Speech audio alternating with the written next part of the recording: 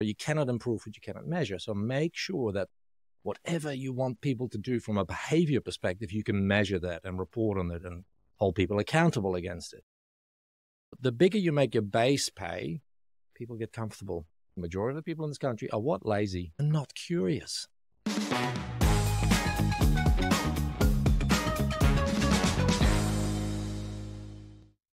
Welcome to another episode of Better Business, Better Life. I'm your host, Debra Chantry-Taylor, and I'm passionate about helping entrepreneurs lead their ideal lives by creating better businesses.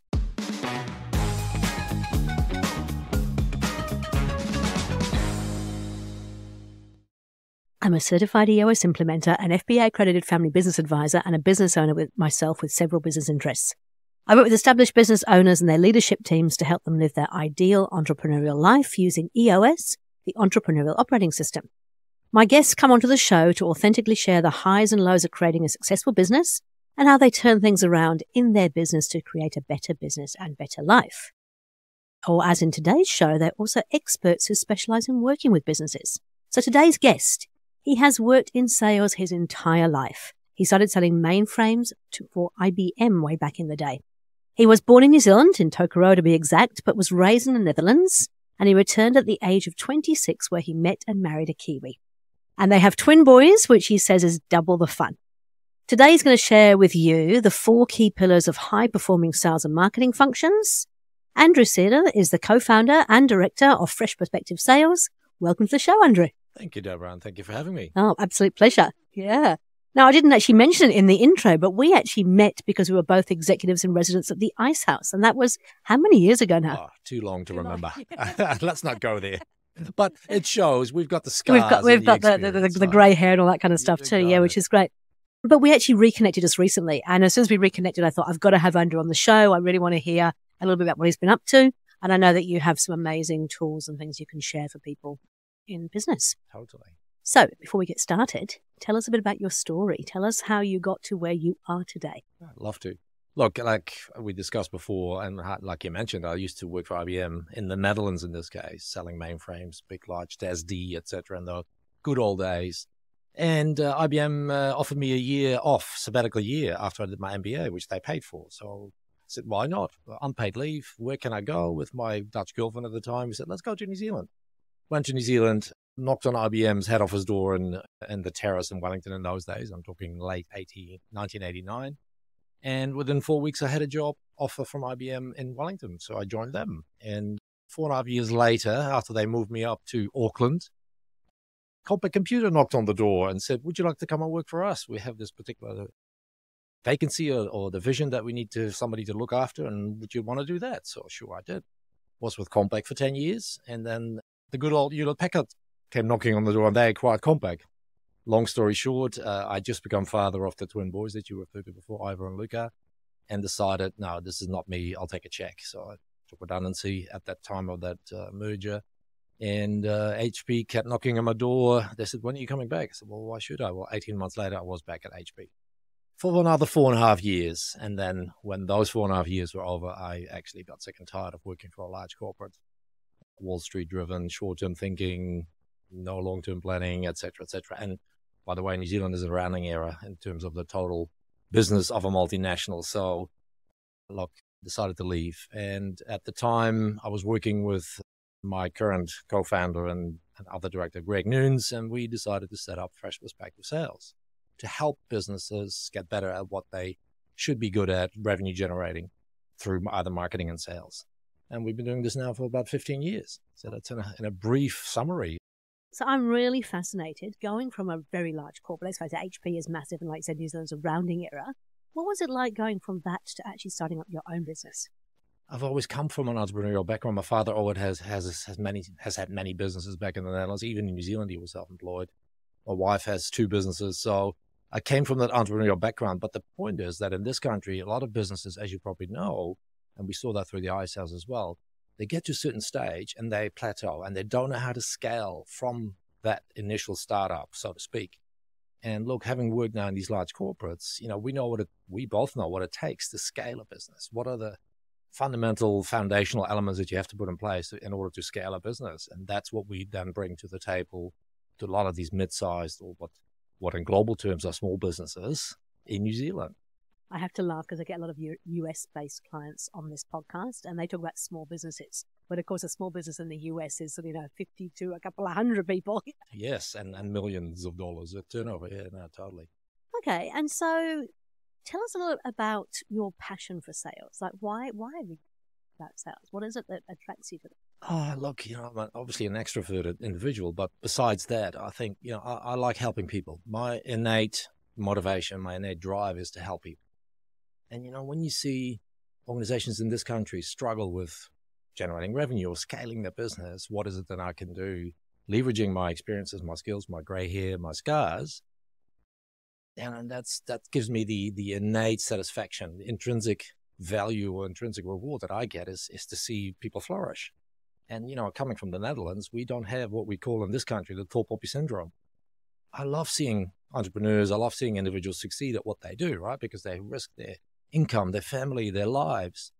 I love to help them with that. So that's really the key core driver. But outside of that, when you're in sales, you're actually there to help customers. You're there to help businesses. Because B2B, you help businesses get better at what they do. So if you're in a direct sales organization or sales function, your job is to help other people. And I want to help those people help other people. That makes sense. It does make sense. It is interesting. I think we all have a bit of a fear about sales. Sales always feels like that dodgy car salesperson or the people who spam you on LinkedIn, or the people who pick up the phone and just talk at you. But that isn't what sales is it? Well, not effective sales. Well, no, correct. But look, that's not going to go away. And in the 15 years that we've been doing this with retrospective sales, there's a couple of observations I would like to share. The number one is that most salespeople in this country do what I call, or forgive the expression, the show up and throw up. So I'm with XYZ, and we've got these widgets, and we've got this XYZ. Which one do you want to buy? Excuse me, you've not asked me one single question. Or you're doing a show up and throw up. You're not leading to your solution, you're leading with your solution, to be more politically correct, right? So instead of saying showing up and throwing up, they're leading with what it is they try to sell instead of leading to. And how do you do that? You ask the right questions. And the majority of the salespeople in this country don't know how to ask the right questions of the right people at the right time, or they're too scared. If they come in touch with the CEO or CFO, they shut down, or they don't know what to ask at that point in time. And that's where you get the nuggets, by asking the right questions at the right time to uncover the need behind the need, et cetera, et cetera. So to me, yes, show up and throw up is a key, let's say, finding that we've come across. Greg and I, with Fresh Perspective Sales, we would have assessed more than 600 sales individuals, sales managers, sales leaders. That was number one. Number two, and I'm generalizing, forgive me, there are totally exceptions, don't get me wrong, but number two, most of the people in sales are lazy. They are not curious. If you want to be successful in sales, you have to have a curiosity about you, whereby you're curious about the people that you're going to be engaging with, the business that they're in, the environment that they're in. If you don't have that element or that attribute, you're in the wrong job, seriously, because most people don't go the extra mile to find out about the people that they are going to be selling to or communicating with or trying to help. And, in the old days, when I first had my training at IBM, which was phenomenal, 1 month in Sydney, it was phenomenal training, don't get me wrong, but in those days, you would ask a question like, what's keeping you awake at night, Deborah? And, this day and age, if anybody asks that question, again, you're in the wrong job. Why? Because you should know already what is keeping them awake. You should know what's going on in their business, what's going on in their life, what is going on in the market. So if you don't know all of those things, you're in the wrong job. You're not going to be successful. You have to spend the time and the effort to find out what's going on in their world, individually, in their job, with their business, and in the market. Then you can contribute and add value. That's the other thing. So I said showing and throwing up. Typically, they're lazy. They're not curious enough. And then thirdly, if you do not deliver value the minute you open your mouth or the minute you engage and interact, you're wasting your time. And look, the way that people now are buying has changed so much, particularly, of course, during COVID, lockdowns. If you do not digitize some of the interactions you have with prospects and with customers, you're going to be left behind. So you have to be on that bandwagon of digitizing a number of the interactions. I'm not saying all of them, and it depends on what kind of selling you have to do. If it's high value, low volume, it's different than when it's, of course, high volume, low value. That could be digitized entirely this day. I was actually at a conference last week over in Sydney, and they were talking about sort of AI chatbots and things. And I mean, they've improved out of sight for a start, but also they're taking away the repetitive stuff, the stuff that is not quite doesn't have as much value. When you talked about adding value, that's what we did salespeople do. When I first came to New Zealand, it was really interesting. I actually had a sales and marketing role for an engineering and construction firm. And part of my role to start off was to go and find out what was actually going on. We were going out with the salespeople on the road, and I come from a pharmaceutical sales background. So I've had the training, I've had the CRMs back before CRMs were a thing. I've had a laptop back when you used to dial into the little dial-up sort of tone thing that's right, yeah. And so I kind of went to this first sales call, and this person went in and they had a chat about the weather and the rugby, and then they came out of the call, and I went, oh, what was the purpose of that call? And they said, what do you mean? I said, well, why did you go in and see that customer? Oh, we come and see them once a month, one of our biggest customers. I said, did you have anything you wanted from that call? They're like, no, not really. Oh, okay, interesting. So what's the next steps? We don't really have any. And where have you recorded what you've actually just talked about? Well, we don't record anything. And I just thought this was a long, long time. So I'm really hoping it's changed since then. Well, you'd be surprised. You'd be surprised. And I suppose I felt very privileged that I'd actually gone through some serious sales training with multinational pharmaceuticals. But yeah, it is interesting that there needs to, if you're going to add value, you've also got to have a reason for being there as well, right? Absolutely, I agree. And you have to be prepared. That comes down to that curiosity, and be prepared before you go and see somebody. Not just show up with muffins and coffee and talk about the rugby and the weather, forgive me. But to your point, it's still happening today, believe it or not. But so that's at a sales individual level from observations. But that must come from higher up though too. Like if they're not being held accountable, if they're not sort of... Totally, and that comes down to, you mentioned CRM, for example. You cannot improve what you cannot measure. And some of the things that we do is we put in place functional implementations of CRM systems, whether that's Salesforce or Microsoft or HubSpot. We've got a customer that uses Insightly CRM. Never heard of it, but we're donkey deep into it now. And the point is, if you can't, like I said, if you can't record or you can't improve what you can't measure, so you have to have ways and means to record certain things during the sales process, for example. That's the kind of stuff that we put in place. But come back to, I talked about at an individual sales level that individuals are lazy, they show up and they throw up, etc. At a sales leader level, the challenge that we find with majority, and again, I'm generalizing in New Zealand, is that sales leaders in this country do not want to have what we call the open, honest, tough, courageous conversations around, sorry, Debra, you haven't been performing in the last 2 quarters, you've missed your number, we're going to have to put you on a performance improvement plan, these are the consequences if you don't, etc. So they try to avoid conflict. And, and from my perspective, our perspective, fresh perspective, is that the first job of a sales leader, Debra, is to get rid of the left-hand side of your bell curve. If you think of a bell curve of performance, you got 60% of your people sitting in the middle, say 20% on the top right-hand side, top performing, and 20% on the left-hand side. If you do not get rid of and move those people on, guess what happens? The top performing people will go, hang on a minute, I'm working my butt off, I'm getting all the numbers, these people over there are cancerous. They're at the water cooler having all these conversations about what's wrong with this business, what's wrong with their leads, etc., etc. Excuses. I'm either going to resign because I don't want to be part of this culture, or I'm just going to lower my output. I'm going to work as little as I can because I'm getting away with it. They are getting away with it. So they also then take up most of your oxygen as a leader, because you think you have to help them. You think you have to coach them. You think you have to take them on the journey and help them get back. No, you're wasting your time. Because the biggest impact is that impact on your top performing people. If they leave, you got a problem. So your number one, in my view, number one objective as a sales leader is get rid of the left-hand side of the bell curve. Secondly, move the middle. If you move 60% of your people 5% to the right, guess what the impact is on the business, right? As opposed to try and fix what's on the left. Move on. And then it comes down to coaching. And then it comes down to, like I said before, if you can't capture or measure what it is that they're doing, you can't improve it. And that's where, let's say, CRM system comes in. It's interesting too, isn't it? Because I think a lot of people are nervous of CRMs. They see it being a big brother. I used to love my CRM. My CRM made my life entirely easy as a salesperson because it just ran everything for you, provided you put the next step in it. You woke up in the morning and said, this is what you need to do. But from a sales leadership perspective, I must admit, when I tried to implement it with one of the sales teams, there was this hesitancy about, well, why do we need to record all of that? Why do you need to see all of that? How do you overcome that objection from sales leaders and salespeople? Yeah.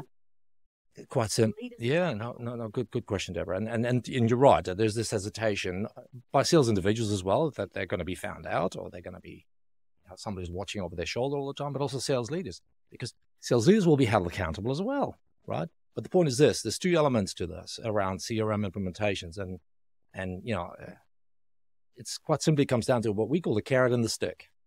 If there's not enough carrots for the individuals concerned or for the sales leaders concerned, that enables them to be better at their job, to reduce their sales cycle, to convert deals quicker. So that's the carrot. If it helps, like you express yourself, it helps you every morning. You know what to do. You know what the focus is. A lot of it's automated in the background. If it doesn't do that, forget about it, because then it's pure admin. It's pure, satisfying the business and my manager, right? So it's the carrot. But the second one is the stick.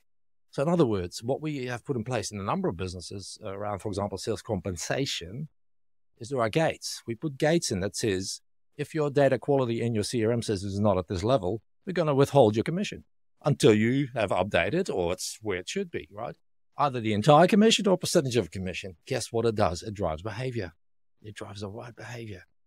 And, it's rubbish in, rubbish out. If you do not at the front end put in the right data, et cetera, et cetera. So, and then we create sales processes. We do a lot of sales training.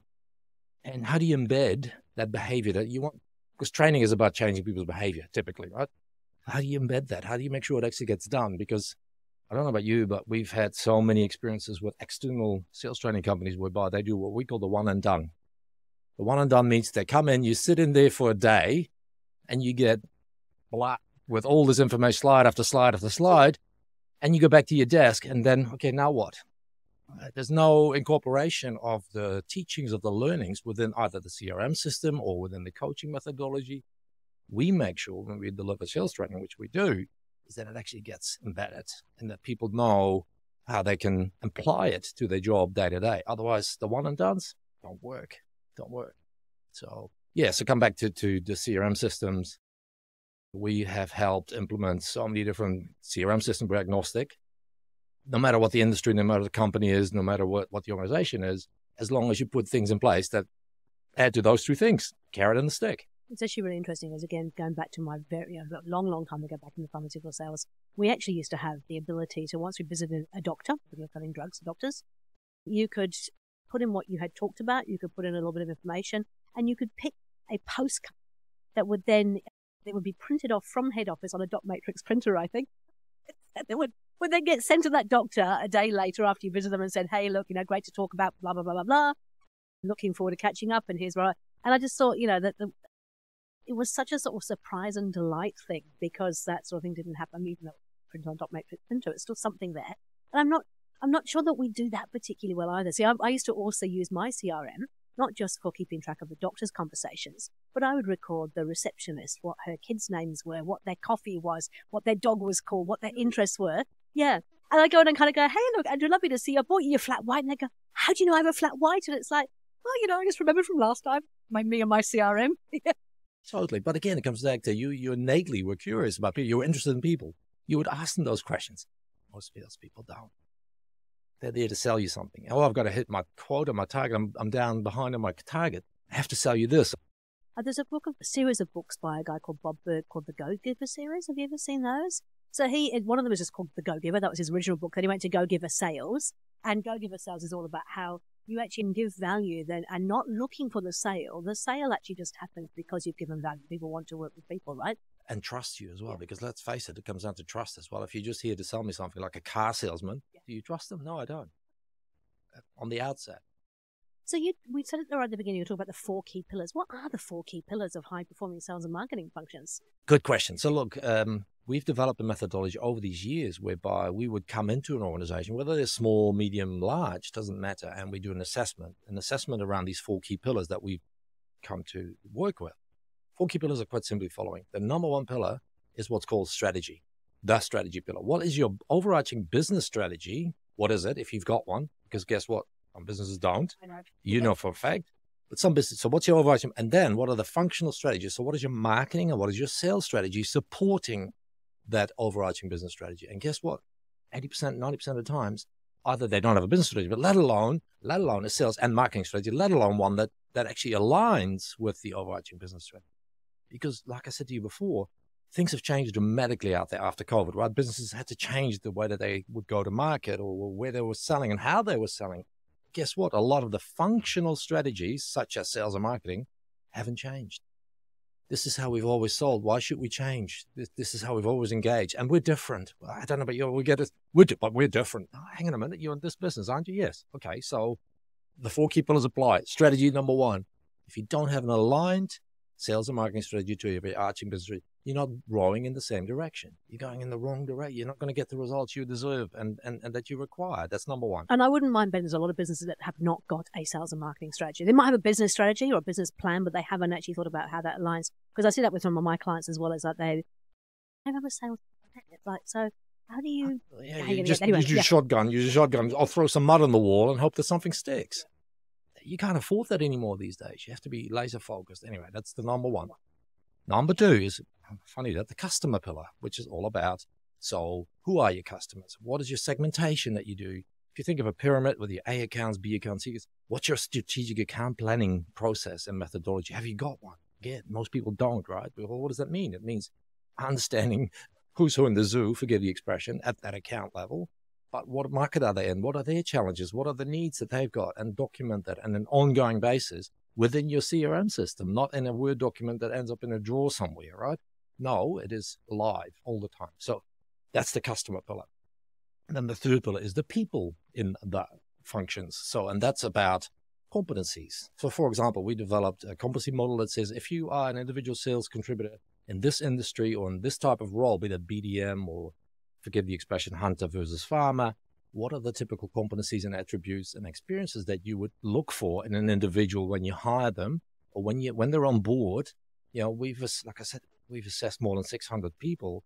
We would do an assessment against those competencies, and that then helps you create a development plan. So let's say if one of the individuals is not that great at or needs help with negotiation, well, there's a development plan you could then create for that individual or for teams. And we've done this for multi-country businesses. So you have an aggregated development plan. If a lot of people need negotiation skills, well, there's an opportunity to put a course together, etc. Or coaching together. So the people is around hiring processes. Because again, you ask businesses, what's your hiring process? What do you mean? Well, we put an ad in LinkedIn and then we have a couple of interviews and it's all ad hoc. And okay, have you considered doing this and this? Oh, I never thought of it. What a great idea. So we help formulate those hiring processes as well.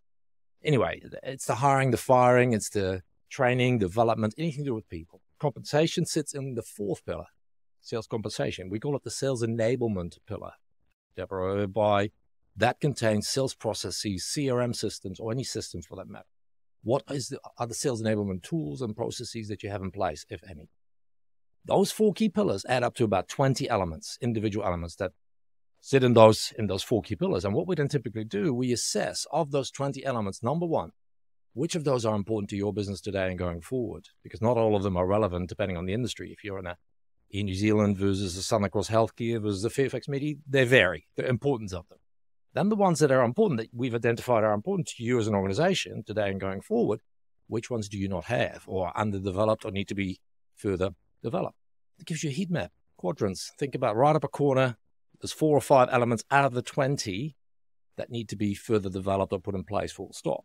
So that's the first step we do. Second step is, okay, now we've identified collectively what it is that's missing or what needs to be developed. What are we going to do about it? To me, it's all about action, right? It's nice to have a white paper around what has been identified. What are you going to do about it? So that's a strategy session that we have with the executive of an organization. Then we decide who's going to do what by when, etc. So with a governance plan around it. Third phase is execution. And most cases, companies say, we've got day jobs. We're busy selling or busy whatever. Can you help us implement it? And we do. We come in and we become part of the team. And it's fascinating because we've got so many testimonials of people. For example, there's a relatively well-known director called Wayne Norrie, who was Ice House, who had various companies. He said the difference between what Fresh Perspective Sales does and what I've experienced with other consultants is this. Consultants typically stand at the top of the hole and shout down and tell me what to do, right? You guys jumped in the hole with me and helped me climb out the hole. You're together on the ladder. You created the ladder. You helped me climb out. Phenomenal. Another testimonial was, okay, You guys don't just stand on the sideline and shout at the players on the pitch. You're actually you're in the ruck, rugby expression. You're part of the ruck. You're underneath. You're dirty. Well, great. We love those kind of testimonials. And that's what we do. We become part of the team. I want to go back a little bit because I heard you use the whole hunter versus farmer with a little bit tongue-in-cheek, I think. But, I mean, is that still true that there are two different types of salespeople, as in a hunter who goes out and looks for the business, and then a farmer who is more about account managing, keeping that person kind of happy and making sure that they're growing? Yes, there is. And the attributes or the competencies are different. And good luck if you can find somebody who can do both. It's very hard to find somebody who is, let's say, self-motivated, gets out of bed thinking, I'm going to find new customers, because that, again, requires certain thick skin. Hardwired into you, isn't it? Yeah. Exactly. The hunting aspect of, and then identifying, finding, closing opportunities, closing new customers, new clients is not something that anybody can do. Typically, account managers or farmers, forgive the expression, they are, more on the post-sale side, whereby they're responsible for customer success, or they're responsible for identifying additional opportunities within an existing customer, not finding net new logos. There's still that difference. And can that second function be outsourced? Because I heard you talking about people who've got outsourced teams. I know there's a big trend towards taking away some of that work and using more cost-effective things, shall we say? Yeah, so it's not so much, I don't think, on the account management side, because once you've got a customer on board, you want to retain that relationship and be present in that organization rather than outsource that function. There's a lot of people that are now outsourcing the BDM, the business development side of things. So cold calling, setting up appointments. So let's say you've got an account manager or you've got a sales individual, you can outsource, or people outsource getting appointments. Get me an appointment. These are the typical industries, companies that you need to target. Start calling. Now, how effective that is in this day and age, I'm not necessarily convinced. Why? Because that's a numbers game. And it's typically, the challenge I have is that a lot of people compensate those kind of companies on the number of calls they make, the number of appointments that they make, but they're not qualified. Oh, you want me to just get your appointments? How many do you want? Here's 50. Okay. What value are they? Have they been qualified? No, they haven't. So to me, that's throwing money away or seeds into the rocks. So yes, you can outsource some of that. And now with AI as well, you've got the ability to make full cold calls through AI. Well, again, where's the personal touch? Where's the value? But I think there's also a real danger, and I've just seen it just recently, is that, I mean, I'm all for using automation, and I do believe if we can get rid of certain things, it makes a lot of sense. And even some of the messages I've seen come through are quite beautiful, except for the fact they've sent it to me and I'm already a customer. And so you kind of go, okay, there's a fundamental flaw there, isn't there? So I remember reading one actually this morning, and I kind of read it, went, oh, this sounds really interesting. And then I realized, oh my goodness, they're trying to sell me something, and yet I'm already I'm already a customer of it. So that comes down to CRM and having it integrated within our workflow automation and stuff. Totally personalizing, because that's, to me, like I said to you before, the way that B2B buyers are buying this day and age, especially with millennials coming through as well. They've done their research. They're 78% through their buying journey before they pick up the phone or reach out to somebody, if they reach out at all. They've narrowed it down. Think about when last time you bought something for yourself. You've done your homework in terms of Google search, et cetera, et cetera. Then you go and touch, feel, whatever, have a conversation. But same in B2B with B2B buying. On top of that, B2B buyers expect now a B2C buying experience. And what I mean by that is that, think of Netflix. I don't know whether you use Kindle, I use Kindle a lot, or Amazon or Alibaba, doesn't matter. When you search for something, you buy something, guess what happens? They say, oh, people that bought this as well. Netflix this day and age. Talk about AI, right? If you like, for example, George Clooney as an actor, right? And who doesn't, right? Anyway, my wife does. That's okay. But if you, through social media and it gets picked up, as you know, you talk today about going to Montenegro. Guess what, bro? You get advertisements for Montenegro. Anyway, detail. Point is, Netflix now, through the algorithms, if you like George Clooney, and there's a movie coming up with George Clooney, the trailer for that movie, guess what we'll have? George Clooney in it. I like Robert De Niro. If they're on the same movie, guess the trailer that I'm going to watch is Robert De Niro instead of George Clooney, etc. So my point is, it has to be personalized. And the B2B buyers these days expect that experience when they are willing and in the market to buying something from a B2B perspective. Big change.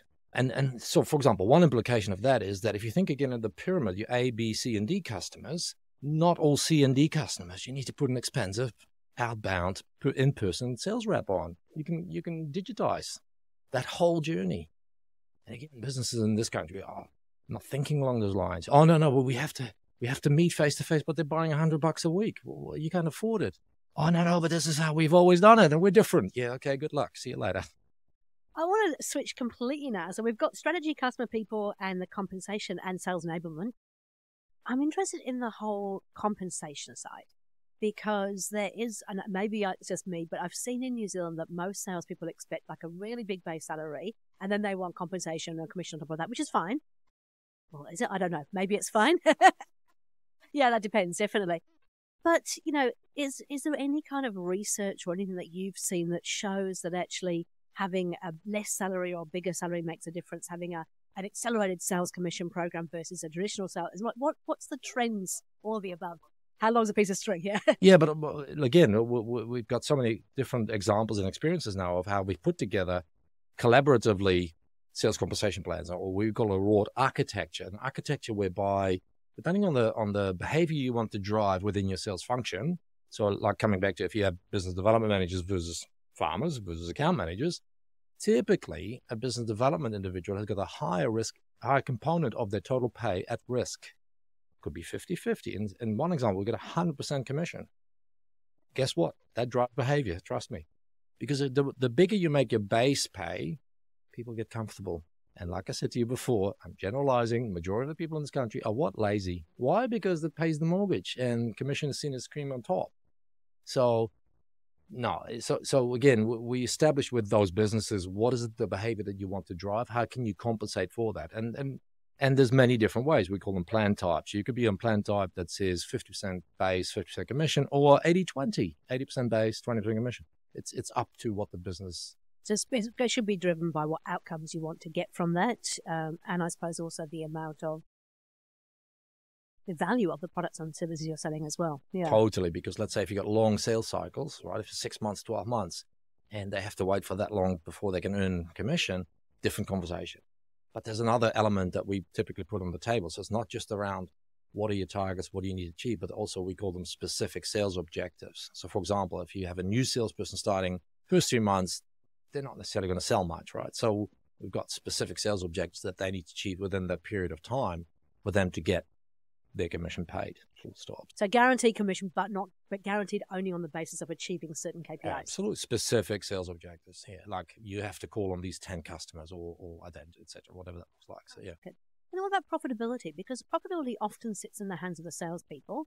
And yet, and again, a mass generalization, and I'm going to get shot by all the Kiwis out there, but I do feel like the whole pricing thing is, it seems to, and I shared with you myself, I've done it myself, where people kind of question the price, and the quickest and easiest thing to do is drop the price, which means it drops profitability. Yes, totally. And look, and that comes down, in my view, again, to the laziness of salespeople, because they think, oh, I have to drop my price because otherwise we're going to lose the business. Hang on a minute. What are you going to get in return? So we train people on negotiation. So when it comes to that conversation whereby, okay, so you want me to drop, what do you want me to take out then? We've got this, this is the quote with all these elements, these aspects.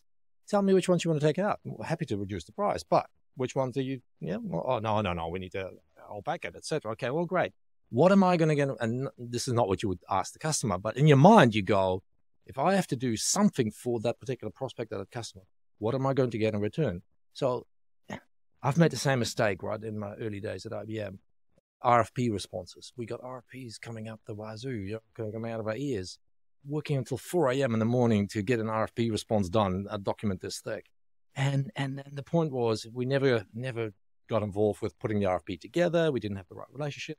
We didn't win any. Guess why? Because that was the learning, the big scars that I've got is that whenever somebody asks you to do something, a customer, a prospect, what are you going to get in return? Happy to respond to the RFP, but before we do so, I need to have a meeting to understand and ask you some questions because I want to make sure that whatever I put in the RFP, as an example, meets your needs or is required. Oh, it's in the document. I still have a large number of questions. Oh, we're not going to. Okay, well, I'm sorry, I'm not going to respond to the RFP. Simple as that. And they said, well, but you have to. Well, why? If you can't commit to some time, I need 30 minutes of your time, and you can't commit to that, sorry, Oh, but you have to. Well, why is that? You're just doing a price check, etc., etc. So you peel the layers to get to really the core of why do they need a price reduction? And look, and there comes a point where you walk away as well, right? Well, there's an opportunity cost. We talk about this too. It's like at the end of the day, particularly if you're selling time, then there is an opportunity cost for you taking something like that price versus something else. But even in any business, whether it's services, whether it's product, it's still always going to come with some loss of profitability. So there has to be something in return, right? Totally.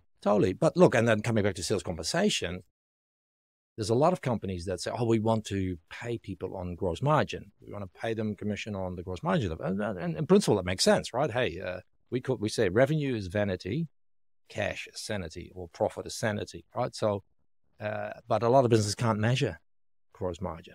They cannot measure it. If it's a services, they can't actually measure it. So what, you deem it then? We've got companies that deemed the margin, and that didn't work out either, because sales reps would then question the validity of the sales compensation and would go, hang on, it doesn't look right, and they spend time wheel spinning, internal navel gazing, waste of time. So if you can measure profitability, it can be part of the equation, but it's not all of the equation either, right? And I'm interested in leading and lagging indicators. So we obviously teach a lot of our clients about measurables, and we always say within your measurables and your scorecard, you should have leading and lagging indicators.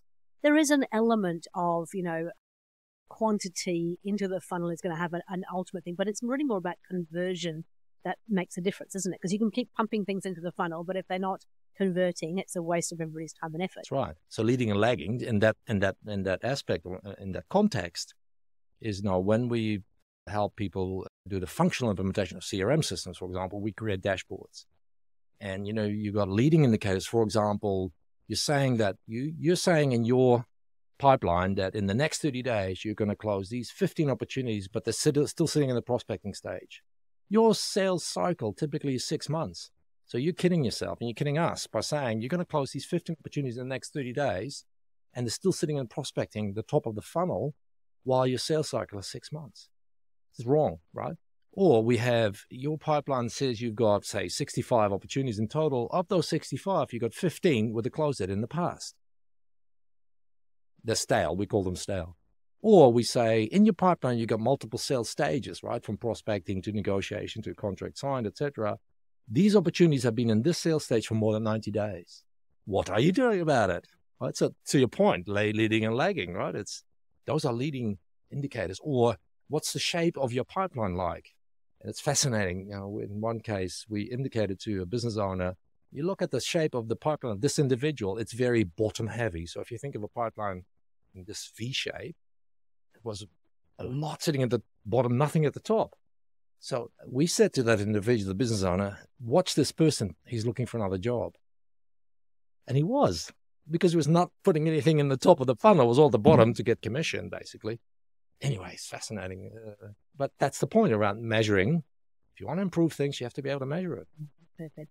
Hey, look, I'm sure there's lots we could talk about. But so we've covered the 4 key pillars: the strategy, customer, people, conversation, sales, enablement. These things actually apply whether you've got one salesperson and maybe you're the salesperson of your organization, or if you've got a whole team of salespeople. The same things still apply, don't they? They're principles, yeah. Just in terms of for the listeners, we always love to give them some top tips and tools that they can take away so they can go, oh, I can do something about that right now. What would be your 3 kind of top tips you'd share with the listeners? Number one, when you think about your sales and marketing function, hire slow, fire fast. So what I mean by that is that we've had so many examples whereby people employed individuals because they needed people. I've made the same mistake. I needed somebody in Christchurch. I had to travel down, blah, blah, blah. Not quite, but almost the first person walking through the door got the job. 6 months later, I had to move them on because they're the wrong person. So make sure you got the right person. Other examples of customers whereby they've promoted sales individuals into sales leadership roles. They didn't have those competencies or skill sets. They were an individual contributor. And 6 months later, they have to say to them, sorry, it's the wrong appointment. Guess what? Ego gets in the way. They resign or walk off. Major loss to a business. So that hire slow and fire fast but it applies to internal promotions as well, right? So don't just promote your top salesperson. Just because you've got a heartbeat means that you can do the job, right? I mean, so many examples of that. So that's number one. And we talked earlier in the podcast about getting rid of the 20% on the left-hand side of the bell curve as well. So that's firing fast, right? But they're not performing. keep elevating the performance of the total sales and marketing function. By doing that, every year you should look at who's on the left-hand side of the bell, because what are we doing about it? Moving on and setting the example to the top performers that this is a high-performing culture. You want to stay in this business, you have to perform in detail. Number one, hire slow, fire fast. Number two, like I said, you cannot improve what you cannot measure. So make sure that whatever you want people to do from a behavior perspective, you can measure that and report on it and hold people accountable against it. From a coaching perspective, from a learning and development perspective, and that could be CRM, it could be whatever that. That's the other one. So once you've identified what some of the development areas are within your sales and marketing function in terms of individuals, teams, etc., make sure you don't just put a one and done training exercise in place, because they don't work. We've had situations whereby people would come in from around the world into New Zealand for a week's long training, very expensive, of course, and we would ask in this case, the company provided the training. So what are you going to put in place to make sure that when they go back to their countries and to their desks in New Zealand, that they actually apply what you've been teaching them? That's not our job. That's what they would tell us. And we go, really? And you're charging them how much for this training? So in other words, sales training, please don't do the one and dones. Make sure that whatever you put in place actually gets embedded. And we can help that as well. We do the training, but we also make sure that whatever we teach them to be measured is going to be embedded, because you need to change their behavior. Practical and pragmatic, and making sure you're actually fun. Because I think this is one of the things I loved when I first started doing EOS. A lot of coaching people will come in and they'll do this beautiful plan, and everybody get very excited about the vision, the values, and blah, blah, blah. But then they go back into the business and nothing has changed. And so that plan very quickly gets shelved somewhere, nothing happens with it. Whereas if you actually change the fundamental behaviors and start putting things in place, you'll get the long-term results from the plan that you put out later. Yeah, beautiful. Okay, well, we're going to put details of where they can get in contact with you in the podcast notes. Just in terms of a last thing you'd like to finish up on and share with the listeners? Oh, look, who doesn't need sales and no marketing for that matter? Because from our perspective, marketing and sales now is so much more coupled and intertwined, more so than ever before. Why? Because of this digitization of the buying journey of people out in B2B land, whereby it's not just siloed, and we still see too many silos in companies and businesses whereby marketing is a separate department, sales is separate. They're one. Well, I take it one step further. When I was working at Tower, I was head of the sales and marketing. Head of sales and marketing at Tower. Head of marketing, sorry. They had a head of sales, they had a head of customer service, and then we had marketing. And when I first went there, those three departments didn't talk to each other. Now, sales, marketing, and customer service in an insurance industry is all one and the same. It's all part of that kind of customer journey. I was always fascinated by that. But I think you're right with the way that people are behaving online now and the amount of work they're doing around the traditional kind of marketing thing before they even become a sales prospect. You've got to have those two working very closely together. Yeah. Okay, great. So, if you want to have some help with your sales and marketing, fresh perspective, then certainly get in contact with Andrew. Thank you so much for coming along sharing. Thank you for having me. Really a pleasure. It was great. Absolutely appreciate it. Thank you. Thanks, Deborah.